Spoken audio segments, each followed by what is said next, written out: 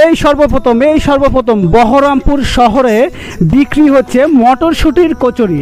হ্যাঁ দাদা ভাই, আপনারা ঠিক শুনেছেন, যেমন দেখতে পাচ্ছেন তেমন এই যে আমাদের সহদেব দাদা এই দাদা এখন বিক্রি করছে মটরশুঁটির কচুরি। তার মানে কচুরির মধ্যে মটরশুঁটি দেয়া এবং লাল লাল ঝাল ঝাল সবজি। এই যে প্রতিটি কচুরি 7 টাকা করে। এই যে প্রত্যেকটা কচুরি একদম সুন্দর এবং ফ্রেশ তেলে ভাজা, প্রত্যেকটা দিন তেল চেঞ্জ করে এই দাদা ভাই।